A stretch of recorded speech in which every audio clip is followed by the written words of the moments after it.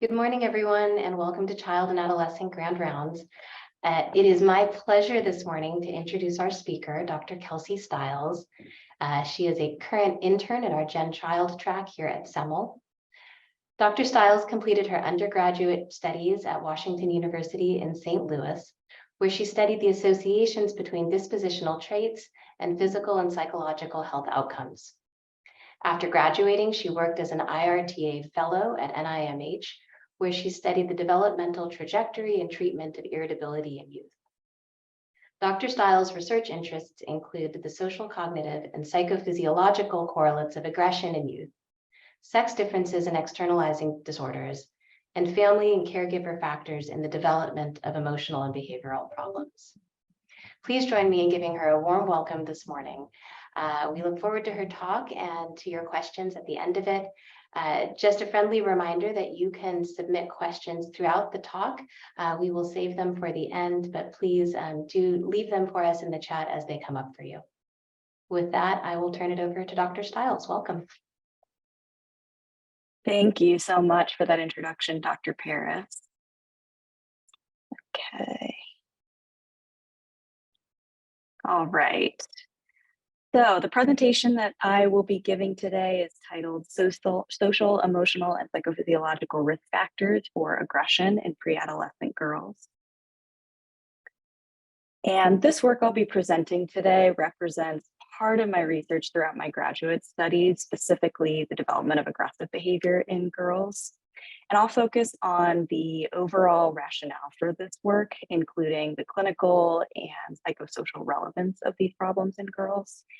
And then I'll present some preliminary findings as just some examples of how my recent research is advancing what we know about behavioral problems in school age or pre-adolescent girls. And before I get any further, let me say now that I have no financial disclosures that I need to discuss.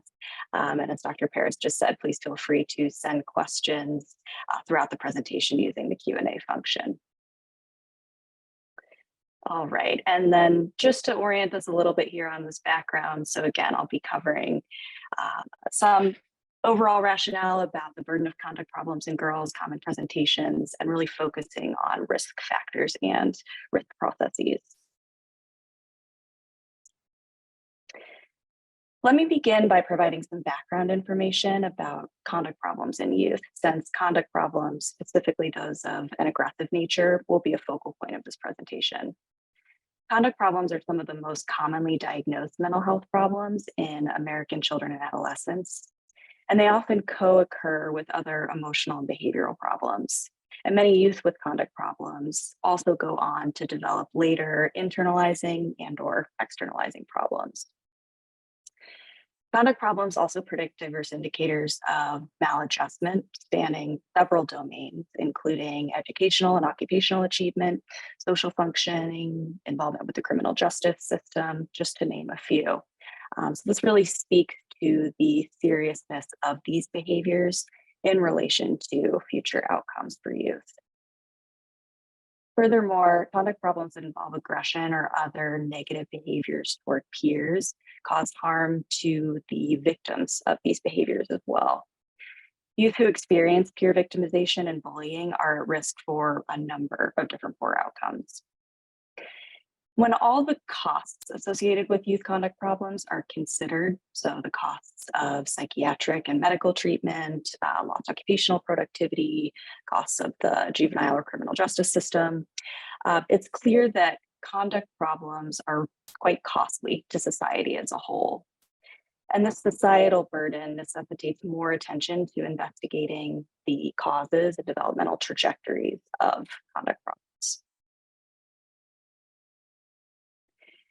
Now, before we get any deeper into discussing conduct problems, let me just take a moment to clarify a few terms. Conduct problems refers to a broad set of problem behaviors, and this research today focuses on aggressive behavior. And as we'll talk about in the next few minutes, my work attends closely to different types of aggressive behavior, such as differences in form, namely physical versus relational aggression, as well as function, or reactive versus proactive aggression.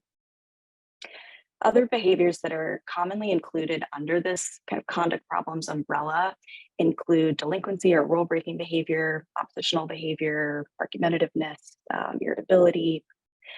Criminal and antisocial behaviors are often considered some adult equivalents of conduct problems. And relevant clinical phenomena include oppositional defiant disorder and conduct disorder, both of which are comprised of symptoms that largely overlap with these other terms that are listed here. Despite these distinctions, it's important to note that these behaviors often co-occur or transition from one set of behavior to another throughout development. So a lot of research has taken a more broad approach to studying these behaviors rather than focusing on specific types of behavior, as my work tends to. So for this reason, today you'll see me present some relevant research on aggression specifically, and then also some work on conduct problems more broadly. Studies of conduct problems reliably show that they are more prevalent in boys than in girls. So this has led to an evidence base that consists primarily of research on conduct problems and aggression in boys and a relative lack of research on conduct problems in girls. However, despite conduct problems being more prevalent among boys, there is evidence of a gender paradox, as girls who have conduct problems are often more affected than boys with similar problems. They may present with more pervasive problems, so spanning more domains or more types of behaviors. They tend to experience more impairment in their lives, and they're at a higher risk for poor outcomes relative to boys as well. To really solidify how concerning severe conduct problems in girls are, let me just make a note about crime rates. So overall, over the last couple of decades, we've seen rates of juvenile crime overall decreasing, but we're seeing that decrease is much more steep for boys relative to girls. So girls overall are making up an increasing proportion of juvenile crime rates. So speaking to some of the societal implications of these behaviors in girls. This increased severity for girls with conduct problems is concerning, and it leads to questions about effectiveness of available interventions for girls specifically. Of note, most interventions are developed based on what we know about the etiology of conduct problems in boys, which again has a much larger evidence base than that of girls. There's limited data at this point to examine treatment effectiveness in girls specifically. As unsurprisingly, most evaluations of interventions are based on male samples, and not a lot are sufficiently powered to examine sex differences in treatment outcomes. However, the data that we do have suggests a few patterns that are not promising. So some treatment studies actually show potential iatrogenic effects for girls, such as increased recidivism, following the implementation of interventions that have been designed for use with boys. Interestingly, there's also some evidence that predictors of treatment outcomes may differ between boys and girls. So for example, outcomes may be predicted by more family environment factors for girls, whereas these factors are less relevant for boys' treatment outcomes. These patterns may suggest larger differences in how treatments work for boys and girls with conduct problems. And overall, these trends really speak to the need to advance intervention efforts specifically for girls.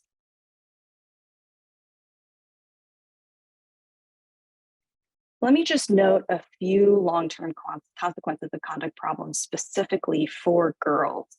I won't read through all of these here, but you can see that female conduct problems predict maladjustment spanning several different domains, such as other mental health problems, like antisocial personality disorder, substance use, poor health outcomes, criminality, as well as outcomes that extend into girls' relationships over time. So again, just really speaking to the long-term impacts of conduct problems, specifically in girls.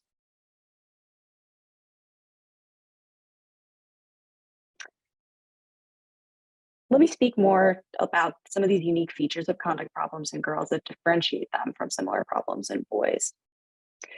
So relative to boys, girls with conduct problems tend to experience more comorbid psychopathology, so including internalizing problems, as well as a stronger connection with suicidality in girls. This is particularly concerning given evidence that, in general, individuals who experience multiple types of emotional behavioral problems at once tend to be more severely affected and experience worse treatment outcomes than individuals who are experiencing just one symptom type at a time. Another important difference between boys and girls pertains to relational aggression, which includes behaviors that seek to do harm to someone's social functioning, such as purposeful acts of exclusion or gossiping or trying to damage someone's social status. At one point, relational aggression was thought to occur more in boys than in girls, but recent research actually shows pretty mixed findings for whether there are gender sex differences in the frequency of relational aggressive behaviors between boys and girls. However, there is evidence that relational aggression is more detrimental for girls, as these behaviors predict several negative psychosocial outcomes, such as peer rejection, loneliness, social isolation, which is a pattern that we don't see among boys who engage in relationally aggressive behaviors. This research on relational aggression is a really good example of why it's so important to study the developmental course of conduct problems in girls specifically.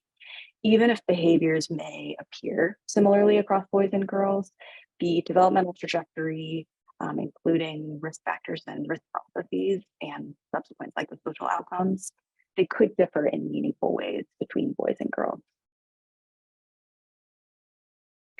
Let me shift to talk about some developmental considerations when studying aggression and conduct problems and kind of emotional and behavioral problems more broadly. First, we know that adolescence is characterized by a myriad of changes, and it's also a time marked by the onset of many psychological disorders. We need to study the development of psychopathology during adolescence and then also understand the individual differences in childhood and pre-adolescent functioning to understand risk for these problems during the adolescent years. Additionally, childhood mental health problems may have their own unique trajectories marked by the early onset. Conduct problems provide a good example of why this is important, as separate pathways depending on age of onset have been reliably identified in past research. So the childhood onset trajectory for conduct problems tends to be more persistent. There tends to be more pervasive impairment in people's lives, whereas the adolescent onset trajectory for conduct problems tends to desist or at least decrease over time. It's also been found to be more related to peer influences than the childhood onset trajectory, which has its own set of etiological factors associated with it. Importantly, the male to female prevalence ratio for these two different onsets of conduct problems, it's larger and more separated for childhood onset relative to the adolescent onset group, which really suggests that girls with early onset conduct problems and aggression are a pretty unique group that may have, again, its own kind of distinctive risk factors and risk processes and trajectories over time. So efforts to understand the development of conduct problems and aggression in pre-adolescent girls specifically are crucial to identifying risk factors and mechanisms in this group. So this knowledge will ideally lead to innovations in intervention efforts for this at-risk subset of the population. So this leads to some of the overall goals of this program of research I'll be talking about today. First is to identify correlates of aggression specifically in pre-adolescent girls, identifying dispositional, social cognitive, and psychophysiological features related to female aggression will be informative for understanding developmental processes in girls. And second, this work prioritizes careful attention to different types of aggressive behavior, namely differentiating between reactive and proactive aggression, and also including measures of physical as well as relational aggression. This next part of the presentation will focus specifically on dispositional and social cognitive correlates. All right, the research on conduct problems has long implicated social cognitive factors in the potentiation of aggressive behaviors, as aberrant perception and understanding of social information can alter one's understanding of the situation and influence behavior. Particularly relevant for aggressive behavior is aberrant processing of potentially threatening social information. The social information processing model posits that social cognition occurs in sequential stages, which you see outlined here. In this figure that has been taken from a seminal paper by Crick and Dodge. So as you can see here, social information processing begins with encoding, then proceeds to interpretation of information, followed by goal clarification, then response access, then decision-making about a response, followed by enactment of a behavior. And at any stage, an individual's personal database comprised of their cognitive schemata, social and self-knowledge, dispositional tendencies, et cetera, may influence social information processing. Today, we will focus on these first two stages of encoding and interpretation of social information. Encoding involves the perception of social information and includes processes such as allocation of attention and early or more bottom-up processing of social cues. Faces are some of the most meaningful sources of social information, and they're often crucial for understanding the context and meaning of a particular social situation. Face processing, particularly for emotional facial expressions, includes attentional processes both for different types of facial expressions as well as to specific parts of the face. Face emotion labeling is an encoding process that's comprised of assigning an emotion to a facial expression. It can include the act of either correctly or incorrectly labeling the emotion expressed, as well as reaction time to respond to a particular facial stimulus. Inaccurate face emotion labeling, including both general low accuracy, as well as a difficulty with ambiguous or neutral facial expressions, have both been associated with aggressive behavior. Ambiguous facial expressions present kind of a mix of features, as you can see demonstrated in this visual here on the slide. In addition to poor accuracy when rating ambiguous or neutral faces, youth with conduct problems are also more likely to label these faces as angry. And interestingly, they also report more fear when viewing neutral faces relative to healthy control youth. These patterns suggest a broader issue with processing threatening social information. And other encoding processes have also been implicated in threat processing. So for example, past research suggests that youth with conduct problems also have attentional biases for threatening faces.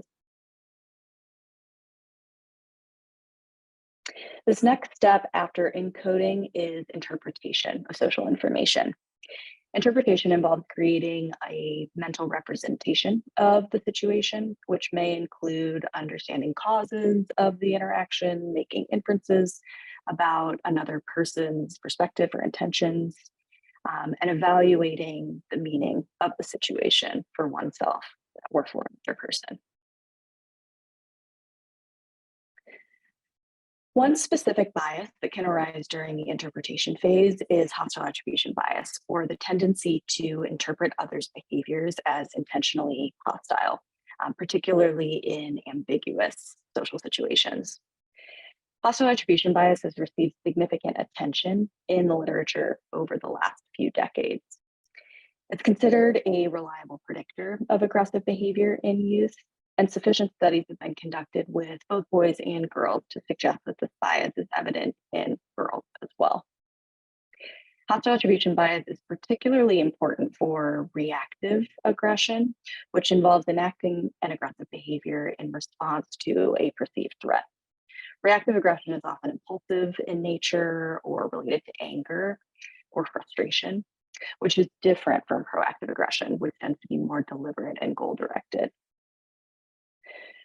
So just as a review for a second, reactive and proactive aggression are considered different in terms of the function of the behavior, and aggression can also take different forms, namely physical versus relational aggressive behaviors. As discussed earlier, relational aggression is important to consider when assessing conduct problems in girls, given that relational aggression might predict psychosocial outcomes that are specific to girls. Hostile attribution bias is implicated both in physical as well as relational aggression, making both types of behaviors important to consider when assessing the behavioral effects of hostile attribution bias in girls.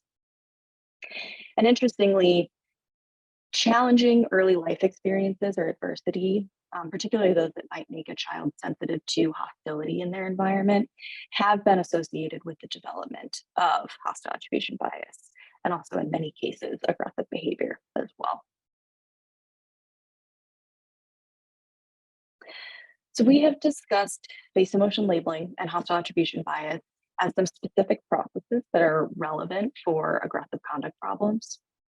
So following the social information processing model, aberrant encoding of social cues can predict interpretation biases, and it's plausible that inaccurate face emotion labeling may predict hostile attribution bias and other downstream social information processes as well, and from there, ultimately, aggressive behavior.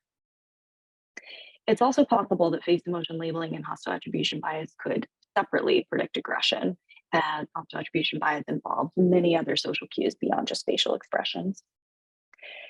Despite the plausibility of these associations, very little research has examined the effects of face emotion labeling and hostile attribution bias together.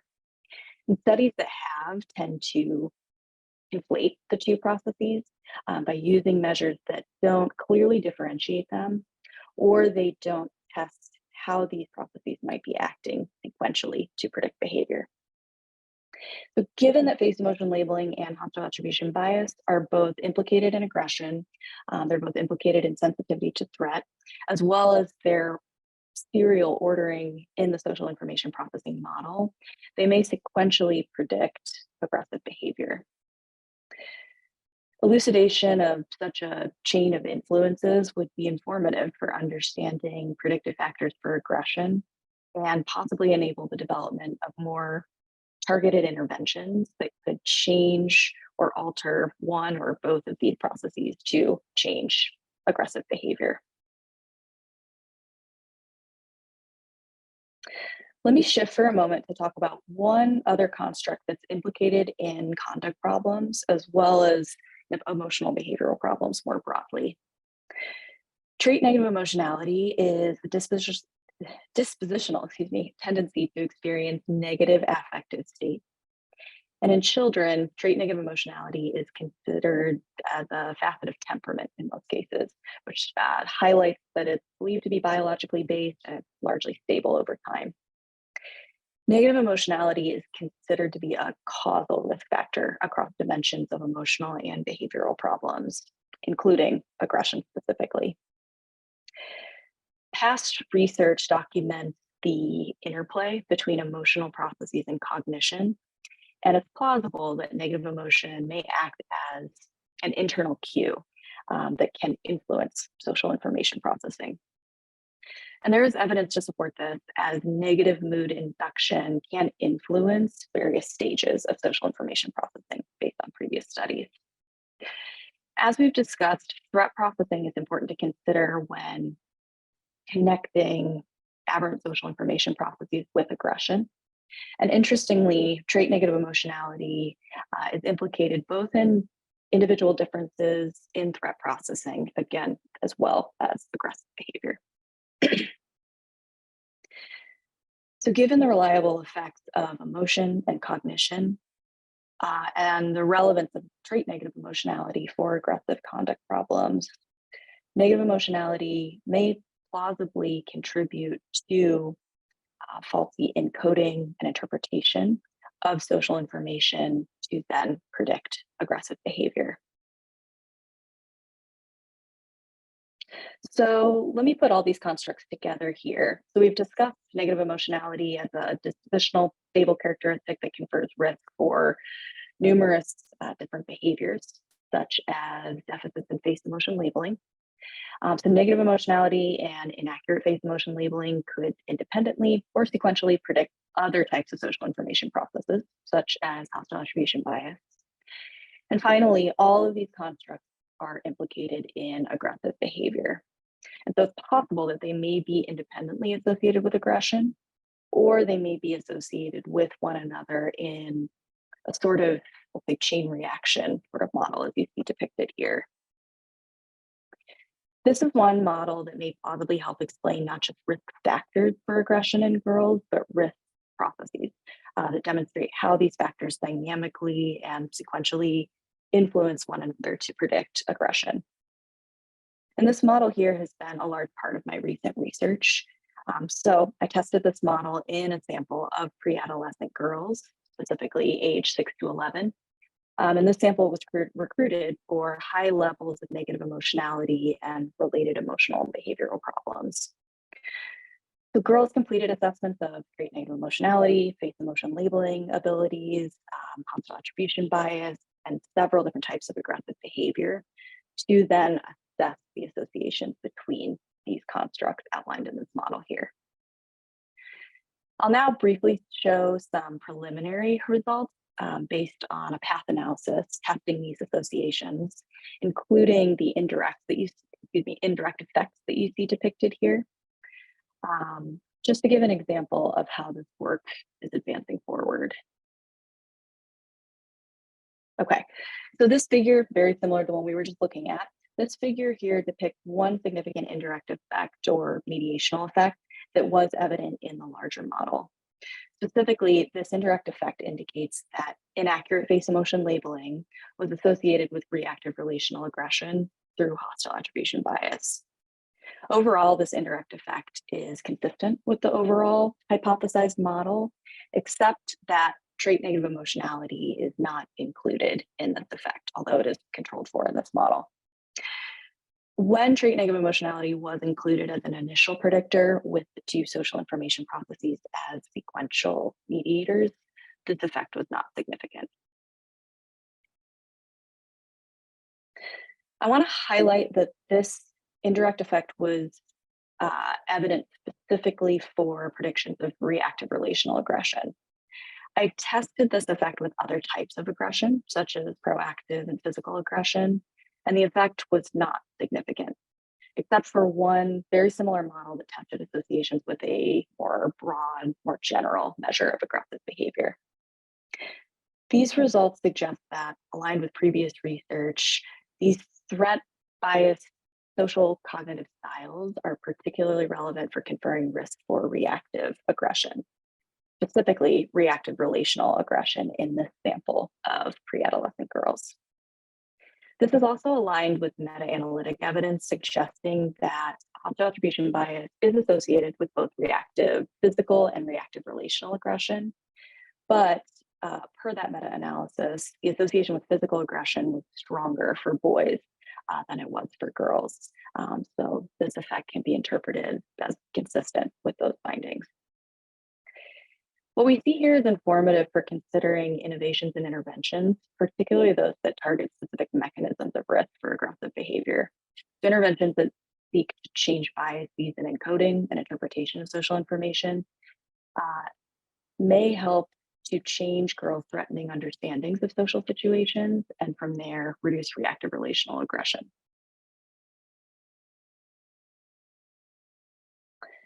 Okay. I'm going to zoom back out to the overall goals of the research that I'm discussing today. So we've been talking about the sequential model of some of the dispositional and social cognitive correlates that confer risk for aggression in girls. And we'll now shift to discussing psychophysiological factors that confer risk for aggression in girls. Let me start off with some quick background on RDOC, which is a useful frame for understanding this research. RDOC was developed by NIMH as a novel framework for understanding and investigating psychological disorders with a dimensional perspective that considers multiple units and levels of analysis. Innovative approaches like RDOC are particularly important at this point in time, given the growing burden of mental health problems around the world, particularly among young people. RDOC incorporates investigation of diverse biomarkers or endophenotypes more broadly, as they represent connections between psychological and biological processes, and also enable the investigation of specific pathogenic processes. The emphasis on detection and characterization of such mechanisms is one of the biggest things that separates RDOC from traditional frameworks for psychopathology, which are based on diagnostic categories that are rooted in more observable symptoms or behaviors. Ideally, RDOC-based research that emphasizes more transdiagnostic constructs and underlying mechanisms will fuel innovations in intervention development, specifically prioritizing more targeted mechanism-based interventions. One specific construct within the RDOC framework that is pertinent to aggressive conduct problems is acute threat. So this system activates physiological and behavioral reactions that enable the individual to protect themselves from danger. The acute threat system undoubtedly serves an adaptive purpose, but hypersensitivity to threat can be detrimental through its effects on arousal, emotional functioning, as well as inappropriate behavioral responses, such as reactive aggression or retreat. Hypersensitivity to social threat may be particularly disadvantageous as it can negatively affect one's social functioning. Many biological systems and processes are implicated in the perception and response to acute threat, but one of particular importance is the autonomic nervous system. Autonomic biomarkers include most of those that are common to psychophysiological research, such as heart rate variability and electrodermal activity, as a couple examples. And individual differences in these markers, which could be evident either at rest or baseline or during some form of emotion-evoking activity. These biomarkers have been implicated in a host of different internalizing and externalizing problems in previous research. Let me just give a quick overview of some basics on the autonomic nervous system to make sure that we're all on the same page. There's two branches to the autonomic nervous system. The sympathetic nervous system provides excitatory signals which become activated under conditions of threat. These may include increases in heart rate, increasing respiratory efficiency, or pumping blood to the muscles. These prepare the body to respond to threat in a situation where one has detected potential danger in their environment. Parasympathetic nervous system provides inhibitory signals. So these signals get withdrawn under conditions of threat to, again, kind of help prepare the body to respond, often with a fight or a flight response.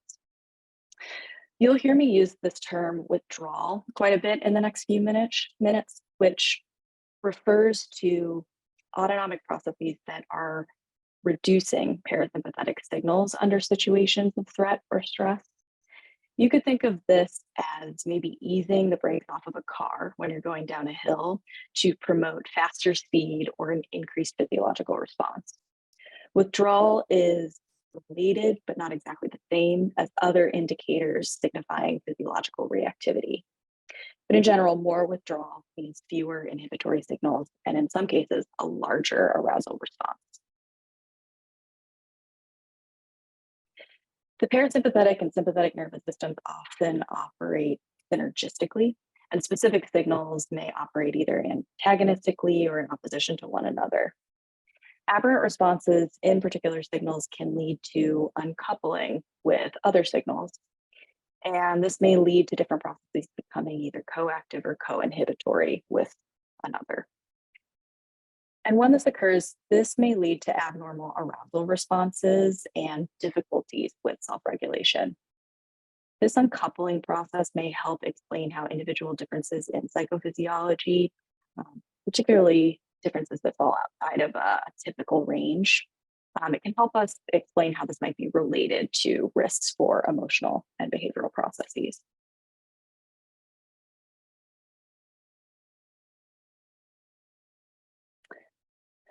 The work that I'm going to talk with you all about today focuses specifically on one autonomic biomarker, and that is respiratory sinus arrhythmia, or RSA. So RSA is a measure that isolates the component of heart rate variability that's associated with parasympathetic functioning. In terms of exactly what RSA is measuring, it's examining the patterns in the ebb and the flow of heart rate that's associated with respiration cycles.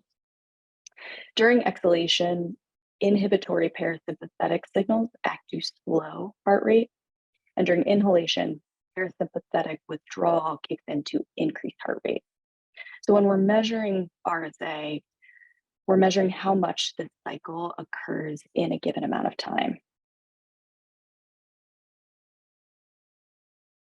RSA is considered a biomarker for several types of internalizing and externalizing problems, spanning anxiety and phobia, to panic, to non-suicidal self-injury, to conduct problems like aggression.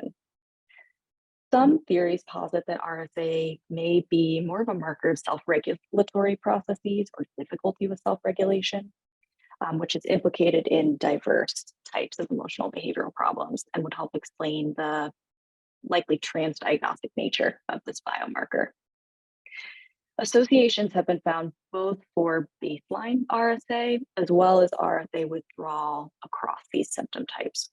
So typically, past research suggests that baseline RSA levels are inversely associated with psychopathology, and excessive RSA withdrawal is associated with emotional or behavioral problems or poor regulation. Let me use this figure here as a reference. This is taken from a totally different study. It's just a helpful visual to demonstrate what I mean here. So in this figure, we have on the y-axis RSA values. On the x-axis, we have time points throughout an emotional task. And then we have two lines with data points here. So the line with the darker data points is considered a clinical group, specifically a self-harming group. The line with the lighter data points is considered a control group. And what we see here is that the clinical group both has lower baseline values of RSA relative to the control group, and RSA values are decreasing throughout this emotional task of the clinical group. So showing more negative change in RSA or more withdrawal. So again, previous research pretty consistently suggests that symptomology is associated with lower baseline values and excessive RSA withdrawal. While there are some differences depending on the age of the individuals being assessed, the patterns are pretty consistent, cutting across different symptom types, including past research on conduct problems in samples of boys and adults.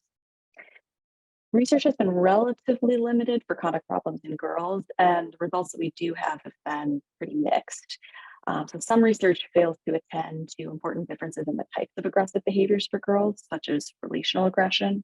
So this may contribute to some of these mixed findings. We've talked about how important it is to attend to gender and sex when assessing conduct problems in youth. But let me speak now about the impact of developmental stage and sex when assessing psychophysiology. So we know that puberty is a period of change and maturation in many domains, and many of these changes differ between boys and girls. Adolescence may be marked by increasing sex differences in biological processes, as there's evidence that sex differences in physiology, particularly reaction to stress, emerge during puberty and last into adulthood, often until women hit menopause. And one specific factor that's been implicated in emerging sex differences in this biological stress response is gonadal hormones, which also play a big role in pubertal development.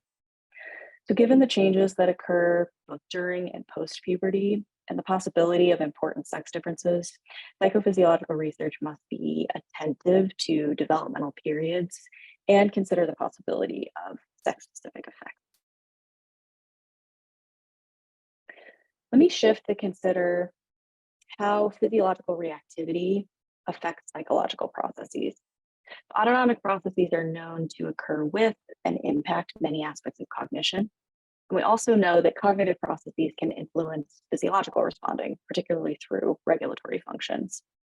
As we've talked about, RSA withdrawal occurs during emotion-evoking activities, which may include social interactions.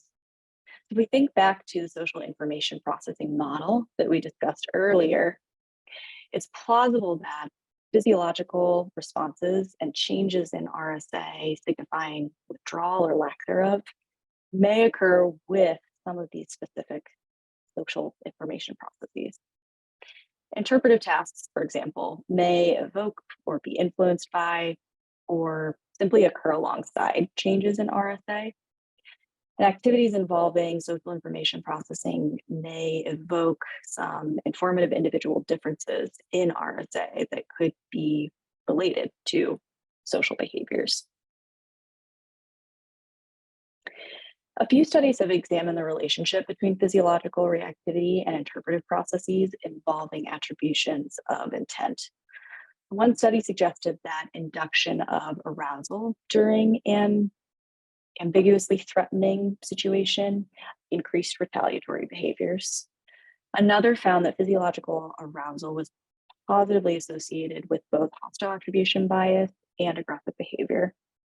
And a third study found that the combination of elevated RSA withdrawal and hostile attribution bias together was associated with aggressive behavior. So taken together, these findings speak to the plausibility that individual differences in psychophysiology, particularly in RSA, may be evident during interpretive social information processing tasks, such as those involving attributions of intent, and these individual differences may be relevant for aggressive behavior. This question of how individual differences in RSA during ambiguous social interactions, how this confers risk for aggression in girls, is another question that's been pretty central to the program of my research over the last few years. So I tested this question also in a sample of pre-adolescent girls age 6 to 11 who were recruited for higher levels of emotional and behavioral problems. Girls completed a task assessing their level of hostile attribution bias, where they responded to videos of ambiguously threatening or provocative social situations while RSA signals were collected. I then tested how differences in RSA were related to girls' propensities toward different types of aggressive behavior. So I'll briefly present one example of these findings here, just to give you all a sense of what this work can tell us about aggression in girls and the clinical implications.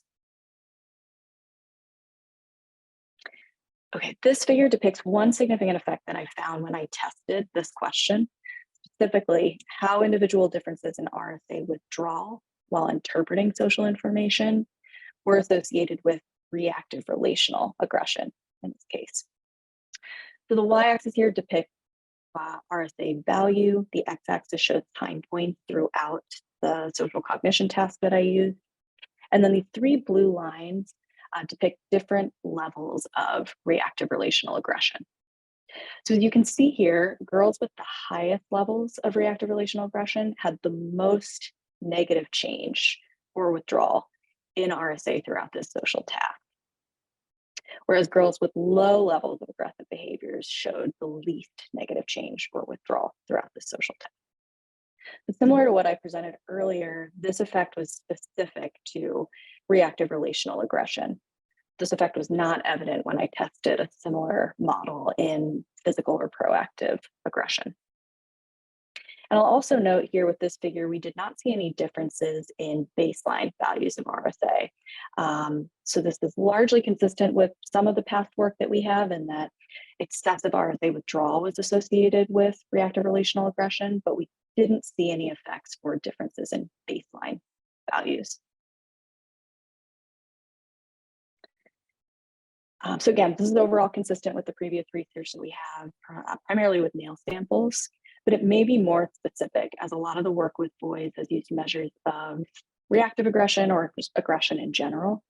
And so attention to specificity of constructs and measures may help clarify some of these mixed findings in girls and help us to see possible differences between reactive relational versus reactive physical aggression, for example. This is also consistent with other work suggesting that excessive RSA withdrawal might be a marker for emotion dysregulation, and that conversely, less withdrawal is associated with resilience after adversity, as well as being associated with social characteristics such as empathy and engagement with others.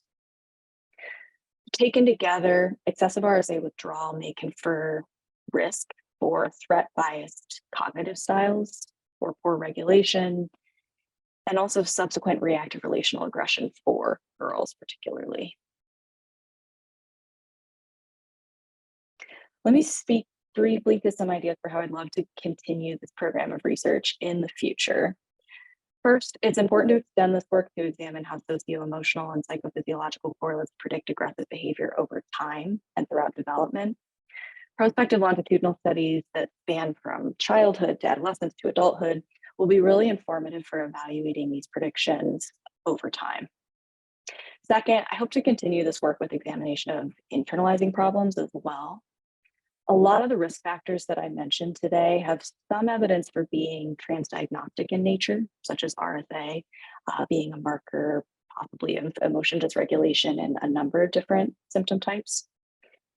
And given high rates of comorbidity in emotional behavioral problems in girls, I'd like to examine the role of these socio-emotional and psychophysiological correlates in emotional problems for girls as well as co-occurring emotional behavioral problems.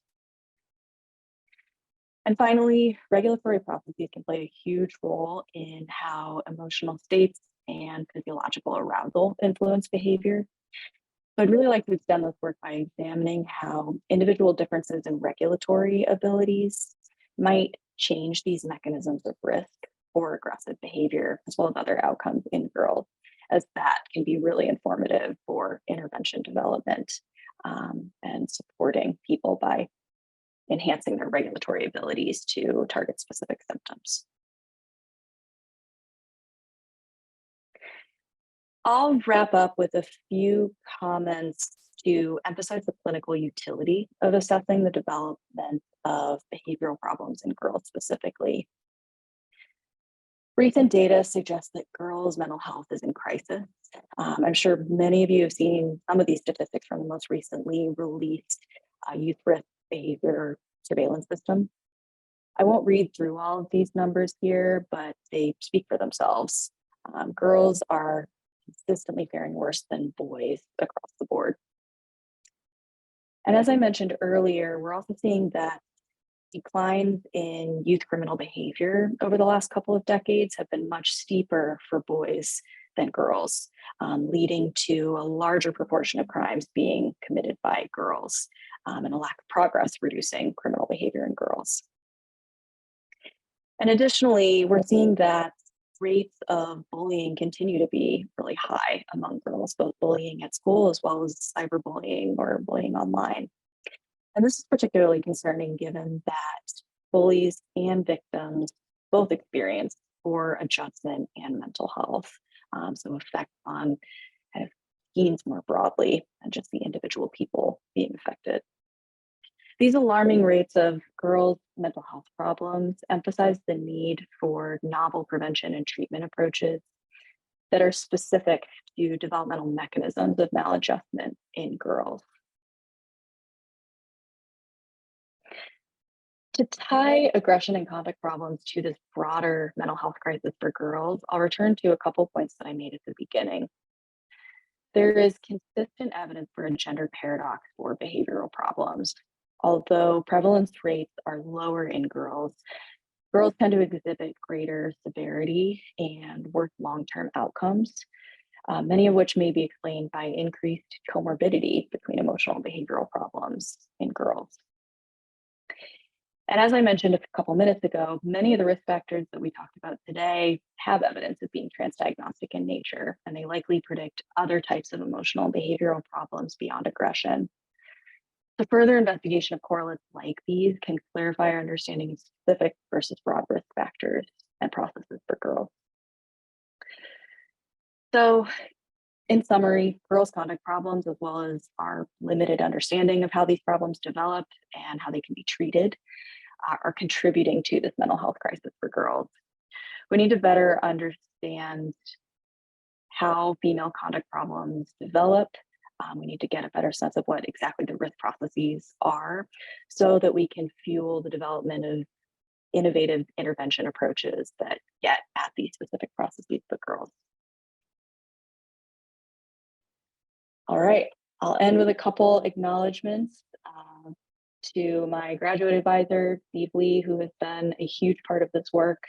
Also to my lab members throughout my graduate studies who have been helpful both for collecting data and for intellectually advancing this work, as well as funding both from the UCLA Graduate Division as well as intramural funding for this research.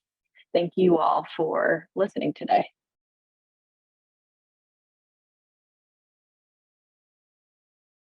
Thank you, Kelsey. That was really, really great. I'm now totally distracted by Steve Lee taking his students what appears to be sailing. Amazing.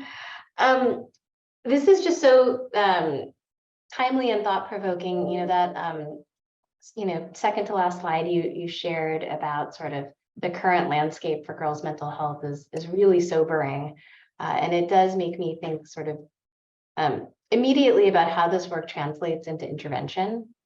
And particularly this mechanisms-based approach. I wonder if you can talk, and I appreciate that at this stage, kind of clinical translation remains a bit speculative, but I'd love to hear your thoughts on how things like, trait negative emotionality, for example, could be addressed in treatment and what kinds of novel things we should think about trying. Yeah, absolutely, because that's really where this work needs to continue, right? It's kind of going beyond just identifying what the risk factors are to translating that over into what that means for intervention development. I think, let me start actually with going back to some of the social information processes that we were talking about earlier with labeling emotional facial expressions and hostile attribution bias, that I think that's one area where a lot of interesting intervention ideas come to mind, and I think other groups are starting to test as well, is how do we first detect individuals who have these biases, and then from there try to change some of them. So there's certainly more traditional approaches, I'll say kind of cognitive therapy or cognitive behavioral therapy, kinds of approaches to trying to change maladaptive cognitive patterns. But there are some newer approaches that use more, I'll say, kind of subtle or even computer-based or technology-based interventions to try to change individuals' biases over time on a more, say, kind of subconscious level. So some work, actually one study that I worked on years ago before I was in graduate school was a study testing a computer-based intervention where the goal was to try to change children's ratings of ambiguous or neutral facial expressions. So I think there's some interesting work being done there just with how do we find new ways to try to change people's cognitive styles, and from there changing both their emotional states and emotional patterns over time and the behaviors that follow from that.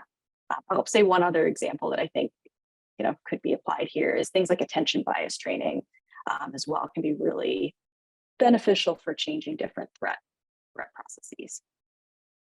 Excellent. Well, we have another comment in the chat. Great talk, Kelsey. Such important work. Given that early adverse events could increase hostile attribution bias and abnormal physiology, is there a possibility to intervene earlier in girls that have higher rates of early adverse events?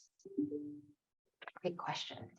Yeah, it is such a good question, because just to highlight, in case anyone missed that earlier, that there's quite a bit of research showing that early life adversity is related to, I'll say, emotional behavioral problems broadly, as well as to some of those specific risk factors that I talked about today, both social cognitive, face emotion labeling and hostile attribution bias, as well as differences in physiology. And so I absolutely agree that I think, if we extend our kind of framework for interventions to include more early intervention and preventative work, that I think identifying some of these children or girls in particular who've experienced early life events that might make them prone to more threatening interpretations or threat sensitivity, that I think proactively jumping in and trying out some of these interventions there as well, with trying to assess and then, if needed, kind of change or adapt cognitive styles, for example, that I think that could be really beneficial for preventing these problems before they hit a clinical level. Absolutely. And it actually dovetails with another question. Can you elaborate on why you chose to focus on these constructs in pre-adolescence versus adolescence?